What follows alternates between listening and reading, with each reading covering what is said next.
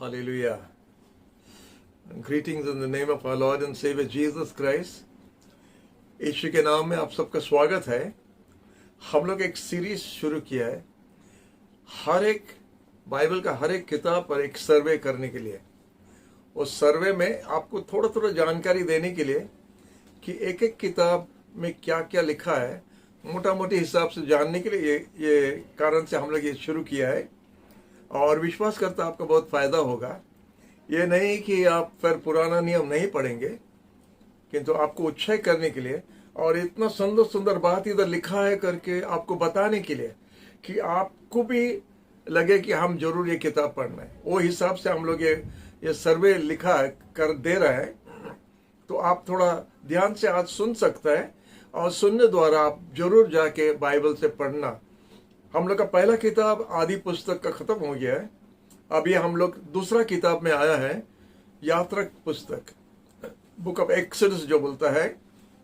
आपको पहला बताया था कि पहला 5 किताब मूसा ने लिखा है। जेनेसिस, एक्सोडस, लेविटिकस, नंबर और ड्यूटरोनॉमी, ये 5 किताब मूसा ने लिखा है। बाइबल स्कॉलर्स बता रहे हैं। तो हम लोग सेकंड किताब में आके पहुंचा है, यात्रा पुस्तक। और इसमें हम लोग देखता है इज़राइल का जन्म के बारे में इधर हम लोग को बताता है। कैसा परमेश्वर एक लोगों को लेके जो प्रतिज्ञा वो पिता अब्राहम को दिया था, वही प्रतिज्ञा पूरा करने के लिए अब्राहम का वंश का 70 जन को लेके मिस्र देश में रख के 430 साल का अंदर में कम से कम 20 लाख से ज्यादा लोग हो गया वो लोग। तो हम लोग क्या देखता है, बाइबल स्कॉलर्स बहुत अच्छा से इधर दिया है हमारा इंग्लिश बाइबल में, कि परमेश्वर ने इज़राइल को मिस्र देश का गर्भ में रखा। गर्भ में रख के 430 साल के बाद में एक देश को जन्म दिया। बहुत सुंदर से है। उस समय में मिस्र देश नंबर 1 था, नंबर 1 देश था, बहुत शक्तिशाली देश था। और ऐसा देश को परमेश्वर ने चुना अपना लोगों को लेके एक देश शुरू करना, जो आज का इज़राइल है। ये इतिहास में, पृथ्वी का इतिहास में ऐसा कभी नहीं हुआ। ये कभी भी ऐसा नहीं हुआ कि एक देश इस तरह जन्म लिया है। इज़राइल का हुआ है। तो इसीलिए हम लोग देख रहे हैं 430 साल का अंदर में परमेश्वर ये काम कैसा किया और क्या क्या हुआ, इसमें हम लोग देखने के लिए पाता है। हम लोग देखता है कि इज़राइल संतान लोग बहुत जल्दी से बढ़ता था संख्या में।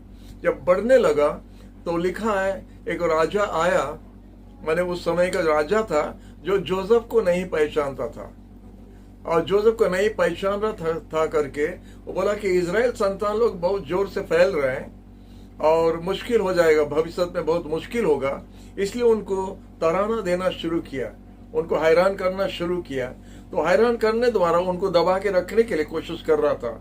जैसा एक पुरुष बच्चा, एक मेल बच्चा अगर जन्म हुआ तो उसको लेके नदी में फेंक देना, मार डालना करके, उसी तरह काम जब शुरू किया तो हम लोग देखता है कि परमेश्वर तराना द्वारा जितना उनको हैरान करने की कोशिश किया, इतना ज्यादा वो लोग फैलने लगा।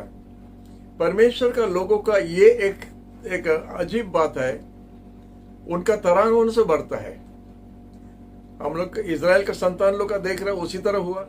आज भी हम लोग देखते हैं क्रिश्चियन समाज में भी जब कोई तराना हुआ तो क्रिश्चियन समाज बहुत जोर से फैलता है। और इसीलिए हम लोग का एक माने सेकंड हम लोग का सोचते हैं, doctor Radha Krishnan, second president of India, वो इसी तरह बताया था, क्रिश्चियन लोग से लगना नहीं, उनसे लगने से वो लोग आग का जैसा फैल जाएगा। और ये सच है, उसी तरह इधर भी हुआ था। दिखता है कि इज़राइल संतान लोग जब बढ़ने लगा तो उनको हैरान करके दबाने के लिए मिस्र देश का राजा भी कोशिश कर रहा था।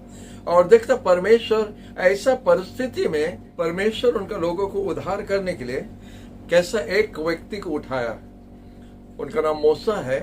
और उनको उठा के उनका जीवन के ऐसे अजीब प्रकार से उनको उठाया, उनको ट्रेनिंग दिया और उनको लीडर बना के लाया उनका लोगों को उद्धार करने के लिए। इसलिए प्रभु को धन्यवाद देता है। हम उस तरह देख रहे हैं यात्रा पुस्तक पुराना नियम में कैसा एक देश जन्म हुआ, ऐसा नया नियम में देखने से प्रेरितों का किताब उसी तरह है।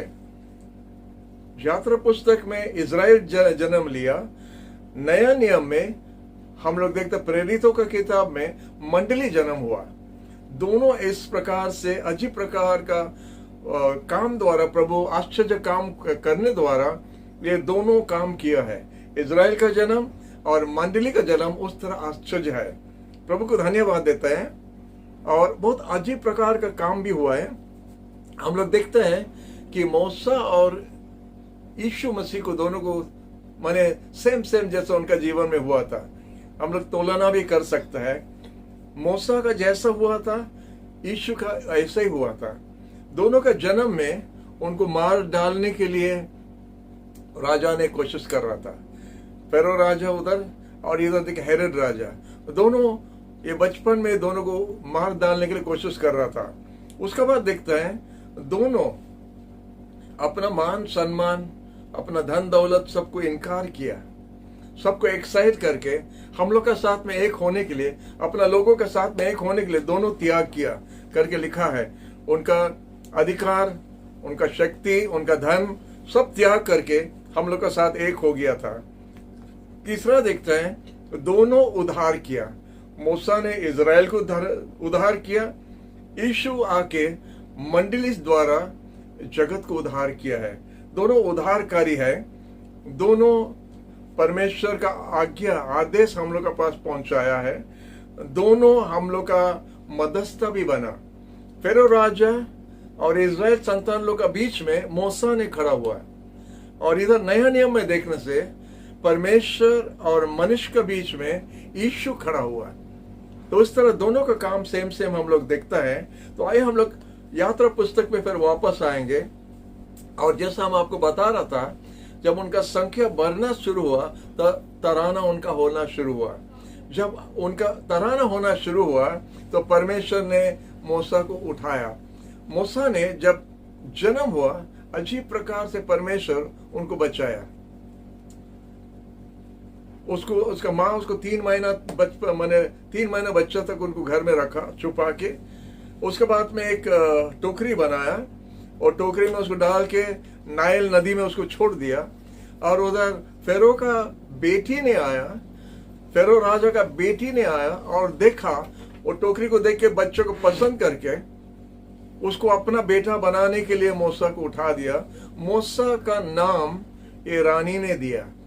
फेरो राजा का बेटी मूसा को ये नाम रखा है क्योंकि उनको ये झाड़ी का, वो घास का बीच में, नदी का घास का बीच से उसको लिया करके, उसका माने भी वही होता है मूसा बोल के, इसीलिए उसको उधर से लिया करके उनका नाम भी मूसा रखा है। प्रभु को धन्यवाद। और कितना सुंदर बात लिखा है। उनका बहन मरियम आके बताया रानी को, ये बेटा को आप पालना चाहता है, उसके लिए एक दाई हम लेके आएगा। और वो जब हाँ बोली तो जाके उनका खुद का माँ बुलाया। उसका माँ आके उसका खुद पालन करके पैसा लेके, ऐसा फ्री में करता था, ऐसा पैसा लेके, ये प्रभु का रास्ता है। तो मूसा इस तरह 40 साल के लिए राजकुमार होके राजा का कोठरी में बड़ा था। सब प्रकार का ट्रेनिंग उनका हुआ था, लेकिन परमेश्वर उससे संतोष नहीं था। वो जब बाहर आया, परमेश्वर उसको मराभूमि जगह में 40 साल के लिए मराभूमि जगह में ले लिया। उसको परमेश्वर ने और अलग प्रकार का ट्रेनिंग दिया, उधर भी 40 साल के लिए। और जब वो 40 साल परमेश्वर का स्कूल में वो ट्रेनिंग लेके जब आया, परमेश्वर एक जलने वाला झाड़ी द्वारा उनसे बात किया। और उससे बात करने के समय परमेश्वर को बताया, तुमको हम उधार उठाया, हमारा लोगों को उधार करने के लिए। मूसा डर गया था, लेकिन फिर भी मान के गया था। और जाके उधर हम लोग देखते कैसा मूसा द्वारा परमेश्वर इजराइल संतान लोगों को कैसा उद्धार किया। और 40 साल के लिए मरुभूमि जगह द्वारा उनको लेके गया, 40 साल के लिए। तो ये ऐसा एक दिन में नहीं हुआ ये काम। 40 साल हम लोग देखता है। और उधर फेरो राजा का सामने खड़ा होने का समय परमेश्वर उनका भाई आरन को दिया था, बड़ा भाई को। बड़ा भाई उसका साथ खड़ा हुआ। और उसके बाद में माने एक ऐसा फिल्म स्टाइल का जैसा किताब अभी आप पढ़ता जैसा आपको लगेगा, ऐसे घटना हुआ। दोनों पार्टी का जैसा मुकाबला हो रहा, फेरो राजा और मूसा का जो मुकाबला होता है उसको कोई माने डिटेक्टिव कहानी क्या, कोई वेस्टर्न किताब का जैसा आपको लगेगा कि आप पढ़ रहे हैं, उसी तरह यात्रा पुस्तक में लिखा है। दोनों का मुकाबला हो रहा था। और अगर आप YouTube में देखेंगे, गॉड जजमेंट अपॉन गॉड्स, परमेश्वर का विचार गॉड्स के ऊपर में, वो अगर आप वीडियो देखेंगे, यही घटना हम उधर ही बताया था वो वीडियो में, आप उधर देख के जान सकिए कैसा विचार हुआ। परमेश्वर जो सच्चे परमेश्वर है, जो एक ही परमेश्वर है, जो जीवित परमेश्वर है, जो सारा सृष्टि का मालिक है, ये सब नामधारी गॉड्स के ऊपर में विचार भेजा। जो मिस्र देश भी इतना बड़ा देश हो के भी उनका भी माने बिना कितना प्रकार का गॉड्स था, और जितना प्रकार का गॉड्स था उनका पर में गॉड परमेश्वर बेचार भेज रहा था, उनको बेचार किया। गॉड उनका गॉड को बेचार किया करके लिखा है। अगर आप देखेगा राजा का मुकुट पर उधर एक सांप है, तो उधर देखता सांप को पर बेचार हुआ। उसके बाद में आप देखता है नाइल नदी जो है उनका गॉड है, उस समय में गॉड था। तो ये सब जो है उसके ऊपर में परमेश्वर ने बेचार भेजा। और आखिरी बेचार था, आश्चर्य काम था, जब हर एक परिवार में उनका पहला जन्म को परमेश्वर ने मार डाला, तो इजराइल मान मिस्र देश का लोग पूरा डर गया है, बोला हम लोग पूरा विनाश हो रहा है, ये लोग जल्दी इधर से हटाना है। तो उसी तरह परमेश्वर उनको बाहर ले आया। बोलता है परमेश्वर का बलवान हाथ को बढ़ा के अपना लोगों को उद्धार किया। और एक जगह में लिखा है, मूसा जब इजराइल संतान लोगों को परमेश्वर का उद्धार के बारे में उनको समझा रहा है, बोला जैसे एक पक्षी अपना डेना पर अपना बच्चा को उड़ा के लेके आता, उस तरह परमेश्वर हम लोग को उद्धार करके बाहर लाया है। नया नियम में उसी तरह है, परमेश्वर हम लोग को पाप से उद्धार करके बाहर कैसा लाया है, एक बंधन से, एक पापी जीवन से परमेश्वर का संतान बनने के लिए नया नियम में उसी तरह परमेश्वर हम लोग को उद्धार किया करके सुंदर से लिखा है। तो हम जाना चाहता जल्दी से यात्रा पुस्तक में फिर और एक बार, और इधर आपको बताता है कि मूसा को परमेश्वर ने जब उठाया, उनको ऐसा ज्ञान दिया, ऐसा उनको इस्तेमाल किया कि हर एक काम में देखता है कि परमेश्वर मूसा का साथ था। परमेश्वर मूसा को बता रहा है, तुम जब फेरो राजा का सामने खड़ा होगा, तुम्हारा बड़ा भाई जो है वो तुम्हारा भविष्य वक्ता होगा और तुम गॉड का जैसा होगा। मनुष्य को परमेश्वर ने गॉड का स्थान दिया राजा का सामने खड़ा होने के लिए। ये अधिकार परमेश्वर उनका दास को दिया है, और इसलिए परमेश्वर उनका द्वारा अनेक आश्चर्य काम किया। जब उधर से आखिरी में बाहर आया, परमेश्वर बोला मिस्र देश को पूरा लूट करके आओ। और उसी तरह इजराइल संतान लोग जाके मिस्र देश को पूरा लूट कर दिया। और इतना सोना और चांदी और इतना सामान था उनका पास। मरुभूमि जगह में जाने का समय जब परमेश्वर के लिए तो तंबू बनाना पड़ा और नियम संदूक जब बना पड़ा, उसमें पूरा इतना सोना लगा है। बंदी दास लोग इतना सोना किधर से लाएगा? जो बंदी दास में था, अब यहाँ के इतना सुंदर नियम संदूक बनाया सोना का, वो किधर से आया? ये लोग जो मिस्र देश से लूट के लाया, ये सब वो लोग इसी द्वारा सब बनाया है। प्रभु को धन्यवाद। जैसा परमेश्वर का वचन में लिखा है, परमेश्वर अन्य जाति लोग का धन लेके उनका बच्चों को दे देता है, ये एक वचन है।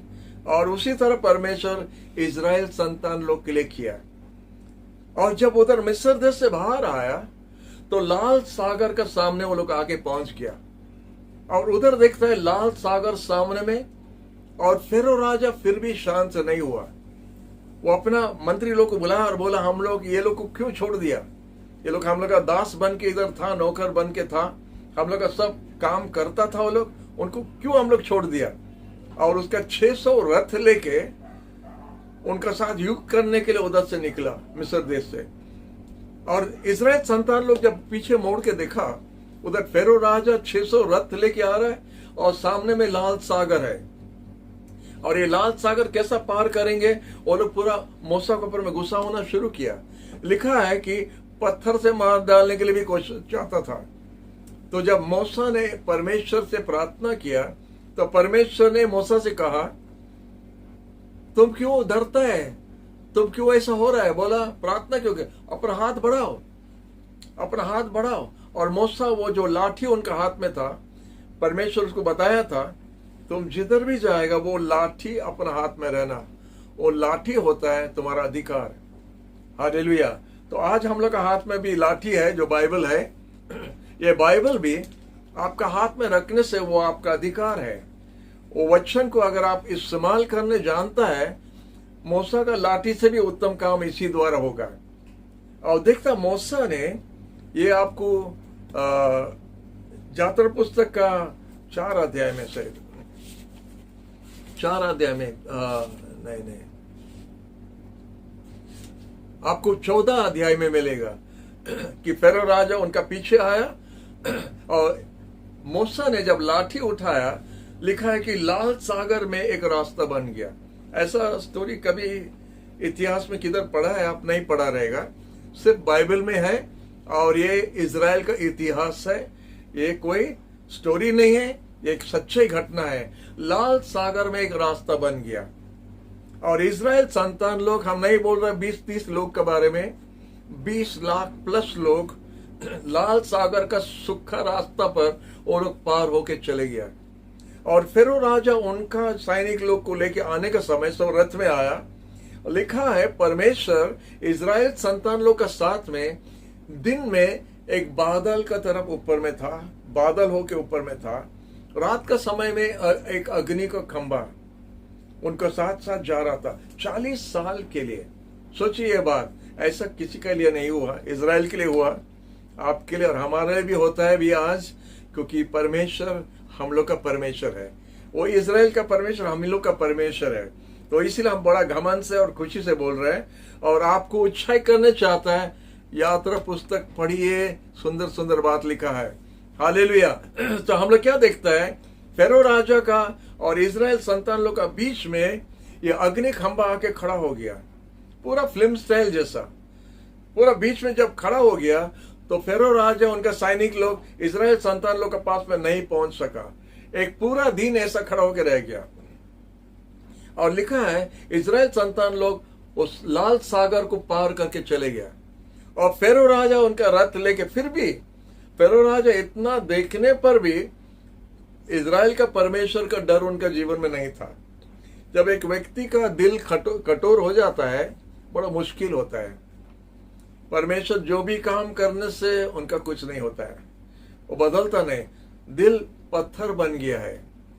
जब वो अपना सैनिक लोग के 600 रथ लेके जब अंदर गया तो लाल सागर फिर पानी आ गया और वो सब का सब 600 का 600 सबको मर गया करके बाइबल में लिखा है। प्रभु को धन्यवाद, प्रभु का आश्चर्य काम के लिए। उसके बाद हम लोग देखते हैं उस पार जाने का समय वो लोग और कुछ दूर जब गया था, उधर पानी पीने के लिए नहीं था, तो परमेश्वर एक चट्टान से पानी निकाला। आप सुनता ना नहीं, एक चट्टान से पानी निकाला। चट्टान से पानी नहीं आता है, लेकिन परमेश्वर परमेश्वर है। अभी तक वो चट्टान उधर है इजराइल में, अभी तक वो जगह में है और अभी तक पानी का दाग है करके बाइबल स्कॉलर्स लोग बोलता है। एक अच्छा बात है बाइबल के बारे में, जो कुछ बात ऐसा लिखा है जिसको हमको विश्वास करना मुश्किल है। बाइबल का माने स्कॉलर्स लोग, हिस्टोरियंस जो है, वो लोग जाके उधर एक्सकेवेट किया है और निकाला, सच्चाई निकाला। लाल सागर में रथ का चक्का सब निकला, अभी भी आया है, मिला है। तो ये सब सच्चाई जो है, ये सब सिर्फ बाइबल में आपको मिलेगा। ये जो घटना है उधर बाइबल में लिखा है, एक चट्टान से पानी निकला। हालेलुया। और थोड़ा आगे जब गया था तो देखता है परमेश्वर उनको खाना भी आकाश से खिलाया। बोलता है दूतों का खाना खिलाया, उनको दूतों का खाना खिलाया। मन्ना बोल के वो खाना था, और कोयल जो है, कोयल का मीट भी उनको खिलाया। तो उस तरह परमेश्वर एक दिन नहीं, 2 दिन नहीं, 40 साल के लिए। उधर ना राशन दुकान था, उधर ना कपड़ा सिलाई करने के लिए था, उधर ना जूता सिलाई करने के लिए था, लिखा है बाइबल में 40 साल के लिए वो लोग यात्रा करके गया था, उनका कपड़ा पुराना नहीं हुआ, उनका जूता घिस नहीं गया, घिसना बोलता है नहीं, उनका जूता पुराना नहीं हुआ, फटा नहीं।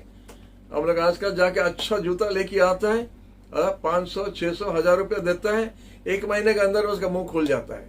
लेकिन इजराइल संतान लोग का वो क्या जूता वो लोग लाया रहेगा, लेकिन 40 साल के लिए पहना और वो घिसा नहीं, ना फटा नहीं, ना टूटा नहीं। प्रभु को धन्यवाद, ये बाइबल में लिखा है। हालेलुया। तो हम आपको क्या बताना चाहता है, एक बच्चा जब उधर से निकला 5 साल का उम्र का, उसका कपड़ा कैसा 40 साल के लिए कैसा वो पहना हमको मालूम नहीं, उसका जूता कैसा 40 साल के लिए पहना मालूम नहीं। हमको इसमें देखता और एक आश्चर्य काम, उनका कपड़ा बढ़ने लगा, उनका जूता भी उनका साथ बढ़ने लगा। ये कभी आप सोचा है उनका जूता कैसा, इतना छोटा पांव था कितना बड़ा हो गया, लेकिन जूता बढ़ने लगा 40 साल के लिए। और उस तरह भी परमेश्वर आश्चर्य काम किया। हालेलुया, प्रभु को धन्यवाद। हमारा प्रभु आश्चर्य काम करने वाला परमेश्वर, जब परमेश्वर उनका लोगों को ठीक हिसाब से चलने के लिए सिखाना था, तो मूसा उनका दास को पर्वत पर बुला दिया, माउंट साइनाई पर बुलाया और उधर उनको 10 आज्ञा दिया। हालेलुया। 10 कमांडमेंट्स जो बारे में हम लोग जो पढ़ता है, यही यात्रा पुस्तक में आप लोग को मिलेगा। 20 अध्याय में उधर लिखा है, मूसा को परमेश्वर ने बुला दिया ऊपर, और 40 दिन के लिए 40 रात के लिए मूसा उधर था।